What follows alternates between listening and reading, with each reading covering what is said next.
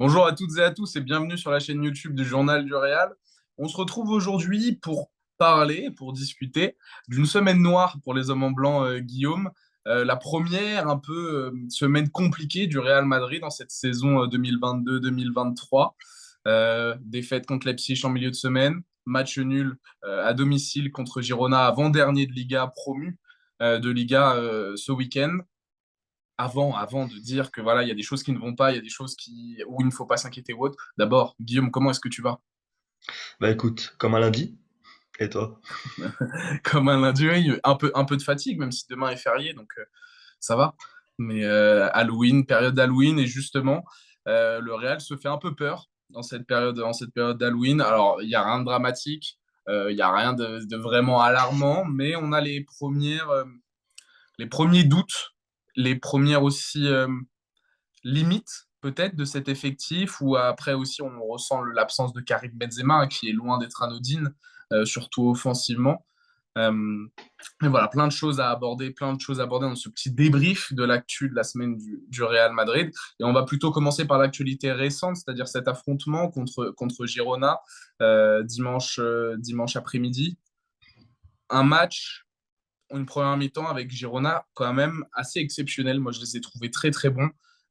Carlo Ancelotti parlait en conférence de presse que le fait d'enchaîner des matchs tous les 3 jours, au-delà de la forme physique des joueurs, il n'avait plus le temps de préparer la rencontre par rapport à l'adversaire. Là, on a vu que Girona, eux, bah, ils jouent tous les 7 jours et qu'ils ont bien préparé leur rencontre, ils ont bien appuyé sur les points qui font mal au Real Madrid, c'est-à-dire sortir du pressing, toujours essayer de casser une ligne avec une petite passe au-delà de cette fameuse ligne de pressing. On a senti une équipe de Girona très entreprenante qui a bousculé le Real Madrid dans un premier temps.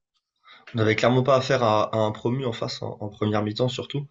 C'est une équipe qui savait ce qu'elle avait à faire pour réussir à déstabiliser entre guillemets ce Real Madrid et qui en a profité. Après, pour revenir à la déclaration de Carlo Ancelotti, normalement le Real Madrid n'a pas besoin de préparer au maximum une rencontre contre un promu. Le Real est censé avoir le talent et la qualité nécessaire pour que dans ce cas-là où ça joue tous les 3 jours, quand on reçoit un promu à la maison un dimanche après-midi alors qu'on a joué le mercredi soir, si je dis pas le mardi soir même si je dis Mardi pas de bêtises.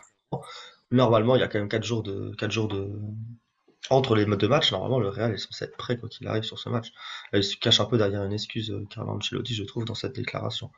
Mais pour le coup, en tout cas, oui, Gérone a très bien entamé la rencontre, a eu des joueurs qui ont fait des matchs intéressants, a eu des joueurs justement qui ont cherché à identifier, à isoler le 1 contre 1 sur l'aile pour réussir à remonter le ballon. Il y a eu pas que de la prise d'initiative par la passe, il y a aussi des prises d'initiative par la course de leur côté. Ça a fait mal au Real Madrid ce choix-là.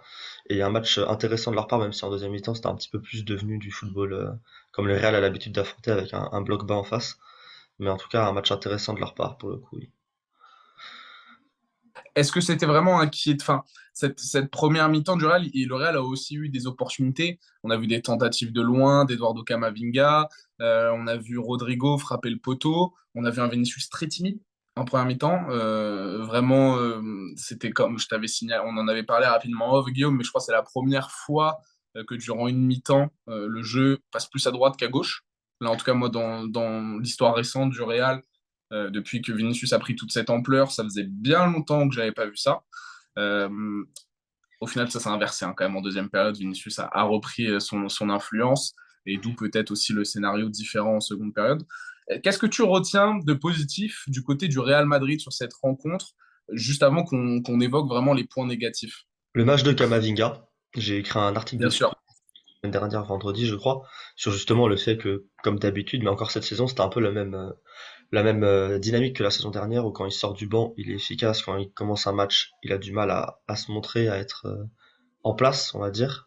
Là, sur ce match-là, on voit qu'il y a eu des consignes, on voit que Ancelotti évolue la manière dont il prépare la rencontre avec Eduardo. On voit aussi que Kroos évolue dans la manière dont il prépare la rencontre avec son compère au milieu de terrain.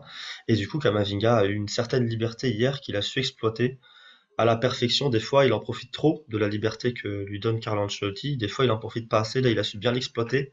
Il a été aussi bon dans les duels défensivement, il était à la bonne place, il n'était pas perdu sur le terrain comme on a pu le voir quand il démarre un match.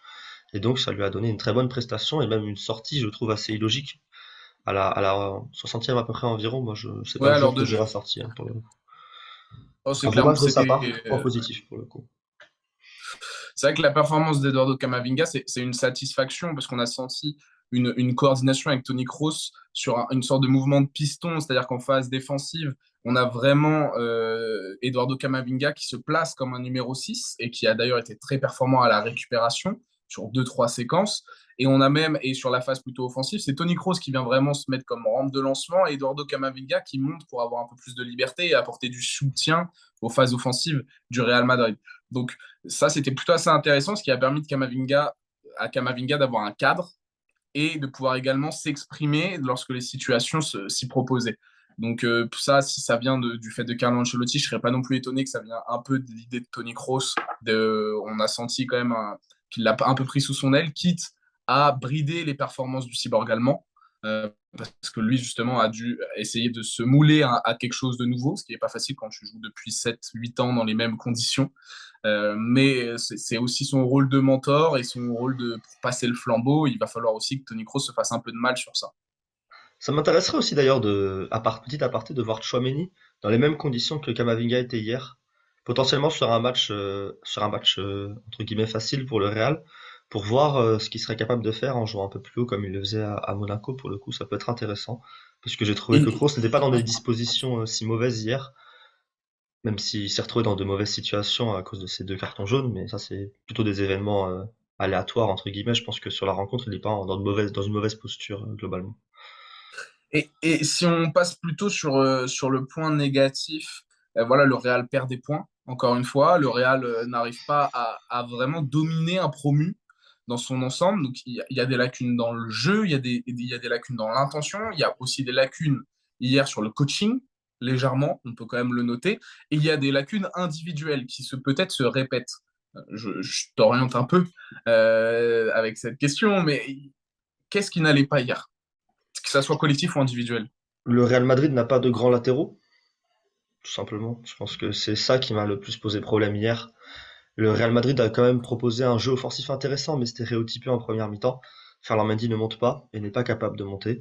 Dani Carvajal monte, mais qu'est-ce qu'il fait? Il centre alors qu'il n'y a pas d'avant-centre. Donc l'absence de numéro 9 plus la présence de ces latéraux-là fait que vraiment il y a quelque chose qui va pas. Comme tu l'as dit, le Real est passé plus à droite qu'à gauche hier. Mais le problème, c'est que quand le Real passe du côté de Carvajal, c'est quand même souvent pour obtenir des centres. Quand t'as pas de joueur pur de surface derrière, parce qu'on a vu Rodrigo beaucoup échanger sa place avec Vinicius, beaucoup décrocher. Valverde pas un joueur de surface quand même, même s'il a beaucoup de qualité offensive. Vinicius, c'est pas non plus nécessairement un joueur que tu veux à la réception des centres. Et du coup, bah, si tu mises sur un joueur qui est Carvajal quand même, un centreur, c'est pas tout ce qu'il fait en attaque, mais c'est quand même un joueur qui aime beaucoup centrer. Bah, c'est pas logique pour moi. Et son match à Carvajal n'est pas bon défensivement non plus. Pour moi, Ferland Mendy aussi, il s'est quand même fait avalé deux trois fois par Yann Couto en première mi-temps sur son côté. Et donc pour moi, on a vu toutes les limites des latéraux du Real Madrid qui ont joué une première mi-temps, surtout la première mi-temps. J'ai trouvé que le Real jouait presque à neuf parce que les latéraux, ils étaient là, ils servaient pas défensivement. Mais c'est pas pour autant le fait qu'ils montaient pas beaucoup qui du coup les rendait bons défensivement, parce que même défensivement, ça passait par les ailes du côté de Gérone, et offensivement, ils servaient à rien non plus. Donc c'était un match très compliqué de leur part. Et sinon, après, l'absence de numéro 9 remplaçant, on le sent. J'ai quand même trouvé que l'entrée de Mariano Diaz, même si c'est une entrée en fin de match et que c'est peut-être juste par la condition physique qu'elle a apporté quelque chose, elle a quand même apporté quelque chose. Ah, moi, au-delà des latéraux, je pense que tout le monde sait mon avis et que c'est un chantier majeur pour moi, pour le Real Madrid dans les années à venir sur le mercato.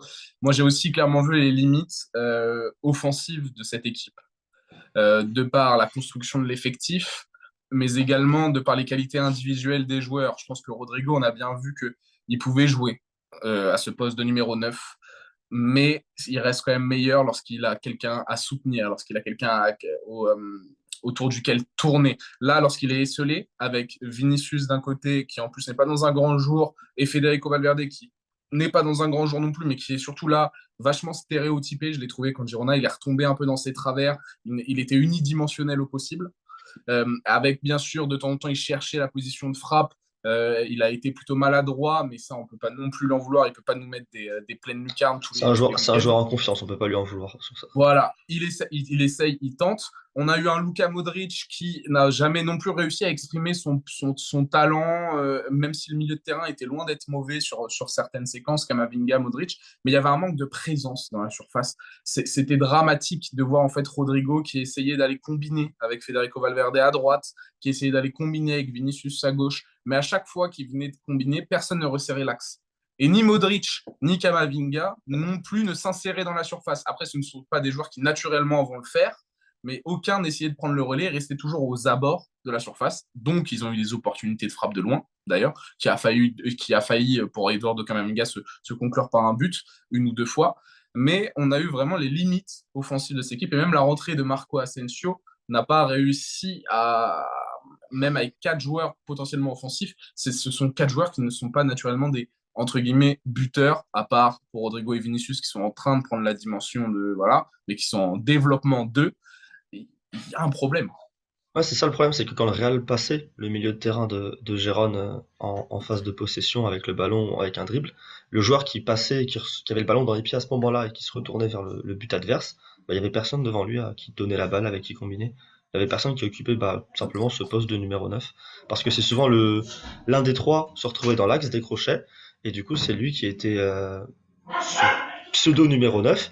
Mais du coup, bah, vu qu'il avait décroché, il n'y a personne avec qui jouer devant. Alors qu'on voit que quand c'est Karim Benzema qui le fait, Vinicius a l'habitude de jouer avec lui dans ces choses-là et il prend la surface. Et là, hier, avec Rodrigo, vu que Rodrigo, lui, plutôt venait interchanger avec Vinicius que vraiment un vrai décrochage comme Karim le fait, Vinicius ne compensait pas. Et en plus, Vinicius était assez peu disponible en première période. On le voit à son nombre de ballons touchés, qui était très faible, peut-être son plus faible sur une mi-temps cette saison. Et du coup, oui, c'est le principal problème du Real Madrid, c'est qu'il manque Karim Benzema du coup, et sinon il manque un numéro 9 remplaçant de métier, de niveau pour ce genre de rencontre, ce genre d'échéance. Mais d'ailleurs, je pense que c'est bon, on peut créer le lien avec la performance en Ligue des Champions en milieu de semaine.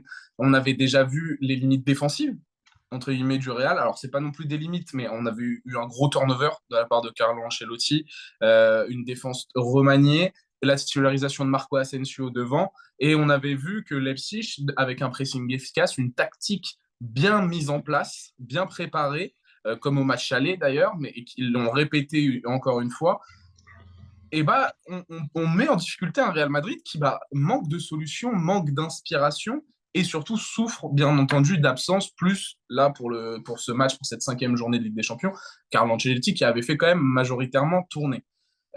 Mais on avait déjà Vinicius Junior en difficulté, ça se répète. Là, on est dans un moment un peu moins exceptionnel pour Vinicius. Après, il a inscrit un but et sa deuxième mi-temps contre Girona est bien meilleure. Mais on reste dans une phase un peu de doute. Rodrigo n'est plus aussi convaincant non plus depuis, enfin en tout cas cette semaine. Si on vraiment dites-vous bien qu'on focus sur cette semaine, on ne parle pas de manière générale. Il a été plus en difficulté, moins inspiré, moins finisseur. Le milieu de terrain, lui, continue à faire son job, mais n'apporte pas de dépassement de fonction réellement, n'apporte pas Il y a une pas de petit plus-value. plus qui a été apporté. Ils ont fait leur travail en fait Voilà. sur les derniers Voilà. matchs. Moi, j'ai trouvé que Ferland Mendy contre Girona, à l'inverse de toi, était loin d'être le plus mauvais de son équipe. Par contre, on a eu déjà contre Leipzig une défense pour moi qui avait été déjà catastrophique. Militao était passé totalement à côté de son match et surtout très frustrant parce qu'il y a quand même des moments où il te rappelle, il te met deux, trois petites chiquettes derrière la tête où il dit non, mais je suis quand même un énorme défenseur lorsqu'il s'agit de défendre sur l'homme et c'est vrai. On a eu un Lucas Vasquez qui est décevant, ça c'est très inquiétant pour la suite sur le poste d'arrière droit. Si Dani Carvajal n'arrive pas à retrouver son niveau qu'il avait en début de saison, Mm. là où justement, même toi, tu étais assez dithyrambique à son sujet, il était impressionnant. Là, depuis, il a un petit coup de mou qui est quand même énervant. Et Lucas Vasquez, son suppléant, on souffle On aussi, hein. se retrouve au problème de l'an dernier finalement où les deux arrière droits sont Voilà. pas des arrière droits, enfin sont pas en tout cas des arrière droits qui sont du niveau du Real Madrid. Après, Aussi, voilà, Dani Carvajal a montré qu'il savait élever son niveau. très difficile pour Rudiger aussi contre Leipzig. Toute la ligne Oui, mais en même défensive temps, est... arrière gauche. Après, il remet dans l'axe. Moi, je mets un peu de poids de responsabilité sur Carlo Ancelotti. Mais c'est vrai il est loin de faire son meilleur match, mais tout comme Nacho, où c'était vraiment compliqué d'un point de vue défensif. D'ailleurs, le score se termine sur 3-2. Et c'est les deux premiers buts qu'encaisse le Real Madrid. Le laxisme défensif est terrifiant. Il est vraiment terrifiant. C'est dans l'attitude. Les joueurs du Real, dans l'attitude, elle n'était pas bonne. En tout cas, la défense et même les offensives du Real, l'attitude n'était pas bonne en Allemagne mardi. Pardon. C'est qu'on avait l'impression de voir une équipe qui était déjà qualifiée, déjà première place assurée, alors que c'est pas le cas. Même si logiquement le Real a quand même toutes les chances de son côté puisque c'est une réception du Celtic, alors que Leipzig va se déplacer à Varsovie pour affronter le Shakhtar. Mais en cas de victoire de Leipzig et de défaite du Real, c'est Leipzig qui finira premier de la poule. Le Real sera quand même bien inspiré d'éviter ça. Mais ouais, on a eu l'impression d'une équipe qui n'était pas concentrée à 100%. Manque de concentration, peut-être excès de confiance, je ne sais pas, mais en tout cas, c'était l'action par exemple où Courtois arrête la balle et elle rebondit devant lui. Il y a trois ou quatre joueurs du Real qui sont Il là regarde. au moment de la frappe avant le joueur de Leipzig, et Mm. pourtant c'est le joueur de Leipzig qui a la balle. Mm. C'est pas possible ce genre de choses. C'est vraiment pas Mais possible. même là, en fait, Engagement. on Un a manque d'engagement criant. Et c'est bizarre parce que s'il y a eu de la rotation, et du coup, bah, les joueurs qui, par exemple, Nacho, qui n'a pas beaucoup de temps de jeu cette saison, il devrait être, du coup, à 110% dans les occasions, les opportunités qu'il a en termes de temps de jeu, tu vois.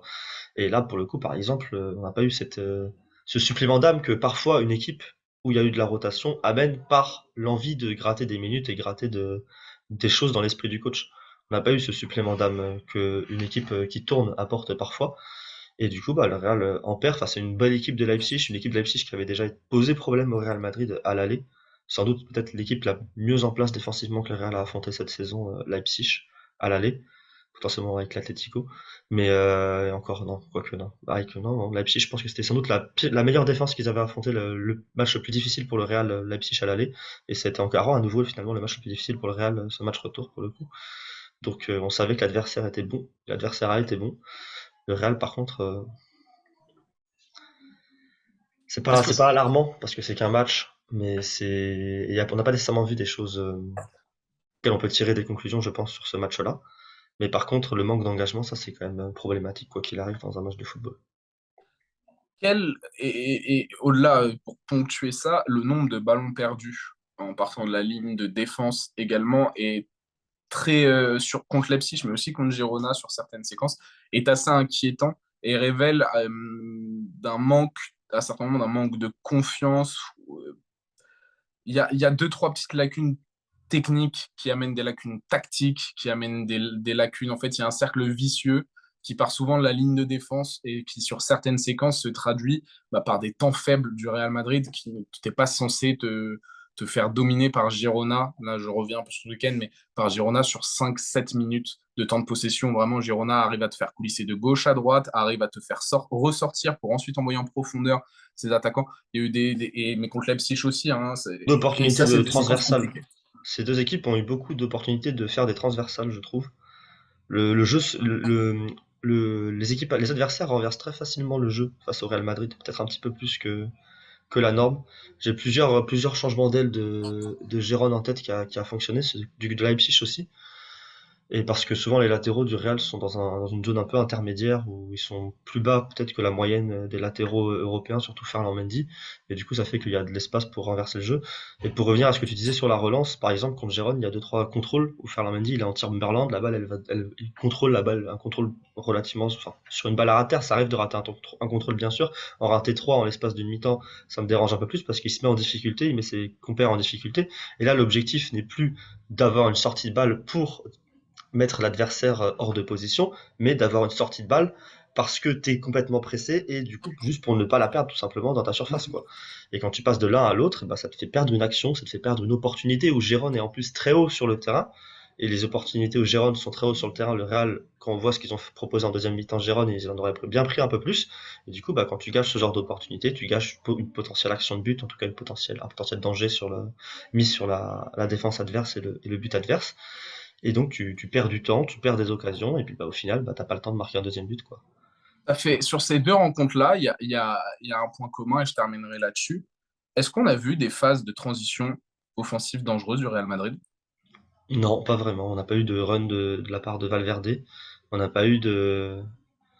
On a eu si, on a quand même. Ah non, non, j'allais dire Marco Asensio, mais non, c'était sur le match d'avant qui délivre Non, la non, en passe. fait, mais c'est symptomatique de ce problème à la relance et de ce problème en fait de pouvoir relancer proprement sur certaines séquences qui amènent en fait l'équipe de Girona ou de Leipzig assez haut sur le terrain et réussir à construire leur phase de transition offensive. Mais ça passe aussi par le décrochage de Un petit Karim peu de Benzema Kamavinga hier quand même, sur la première mi-temps, Kamavinga a quand même réussi à porter bien le à ballon. emmener le ballon balle au pied, à Après la emmener le ballon récupération, a bien lui-même. emmené le ballon quand même, pour le coup. Mais, mais, Mais mais sinon, pas beaucoup, ouais. ouais, et elles ont rarement débouché sur des situations dangereuses, en fait. Mais parce qu'il n'y a plus les mêmes hommes, il n'y a pas les mêmes automatismes, et surtout, il n'y a pas non plus 20 000 options pour Carlo Ancelotti sur le banc de touche pour changer ça. Après, il aurait pu peut-être être plus inspiré contre Girona, Après, c'est que mais il n'y a pas non l'homme plus. clé du Real sur les transitions, ça reste Karim Benzema qui attire un défenseur central et qui soit fait une déviation, soit crée un espace pour Vinicius. Enfin, c'est lui l'homme clé finalement de transition du Real Madrid, Mais bien au-delà sûr. même des milieux de terrain, au-delà de n'importe qui, c'est lui. Et du coup, bah, quand il est pas là, c'est sûr que ça devient plus compliqué. Mais par contre, je suis convaincu qu'avoir un neuf de métier à la place de Karim Benzema ferait que notamment ce point-là serait moins, il y aurait moins d'écart entre sa présence et son absence sur le football de transition du Real Madrid. Eh ben, écoute, sur cet avis, je pense qu'on a fait le tour de cette actu de la semaine. Passe le bonjour à l'arbitre du match d'hier, évidemment. On l'a pas Mais précisé parce on que dirait qu'on a mis un point d'honneur à pas trop en parler on de va pas trop ça, en mais parler. Moi, je vais faire un article dessus pour essayer d'expliquer le règlement, la décision de l'arbitre. Est-ce que c'est une bonne idée d'avoir ce règlement-là? Je vais me mettre là-dessus après comme analyse de la suite de la rencontre. C'est pour ça aussi que j'en ai pas parlé, vu que je vais en parler à l'écrit. Mais on est d'accord pour dire que c'est un vol, hein, ce qui s'est passé hier, pour le coup. on est d'accord pour dire que, en tout cas, la deuxième mi-temps, Girona a eu un avantage. Voilà. Je dirais. Tu tiens des propos modérés, Victor. C'est Non, mais parce qu'il y a pas, pour moi, tu peux pas non plus, le Real Madrid ne peut pas non plus se cacher derrière ça pas à se mettre, non, domicile ils ne doivent pas se encore. mettre dans cette position-là. Ils doivent pas se mettre dans cette position-là face à un promu, ça c'est sûr. Après, il y a deux erreurs d'arbitrage flagrantes à mes yeux. On est pour moi également, mais je pense que le Real aurait pu s'en sortir malgré ses erreurs. Mais oui, bien sûr, c'est important de le signaler. On essaye de pas trop en parler parce qu'on reste dans le domaine sportif le plus possible, mais on aurait pu en discuter. Mais c'est très bien si tu fais un article dessus pour peut-être mieux nous expliquer les raisons de cette maladresse arbitrale ou de ce mauvais arbitrage, tout simplement. Voilà. En tout cas, on a fait le tour à peu près. Il n'y a pas non plus la sonnette d'alarme à tirer. On est dans une période de l'année où les matchs s'enchaînent. C'est toujours octobre-novembre. Il y a toujours des contre-performances pour tous les grands clubs européens. C'est une période charnière dans une saison. Et surtout post-Coupe du Monde, comme là on est en train de faire, c'est logique potentiellement de lâcher des points en Ligue des Champions lorsqu'on est déjà qualifié. Voilà. Ce qui est plus inquiétant, c'est le contenu et la manière dont c'est fait. Et c'était plus sur ça qu'on voulait axer nos avis aujourd'hui. Et je pense qu'on a réussi à peu près à vous expliquer les inquiétudes, mais aussi potentiellement des certitudes qu'on a désormais. Voilà, Karim Benzema revient vite. Hein, ça, c'est une des principes, une certitude essentielle. Et voilà. Merci Guillaume. Merci à Écoute, toi. voilà, continuez à nous suivre sur les réseaux sociaux. Il y a une vidéo avec un invité qui arrive cette semaine sur la chaîne YouTube du Journal du Real, vendredi. On vous laissera découvrir ça directement sur vos portables, sur vos PC, sur vos consoles, comme vous le souhaitez. Et surtout, n'hésitez pas à nous suivre sur les réseaux sociaux. On est toujours très actifs, il y a énormément de contenu, que ce soit Instagram ou Twitter. Donc voilà, je vous souhaite une agréable semaine. Et puis on se retrouve vendredi pour une autre vidéo sur la chaîne du Journal du Real. Allez, ciao. Salut!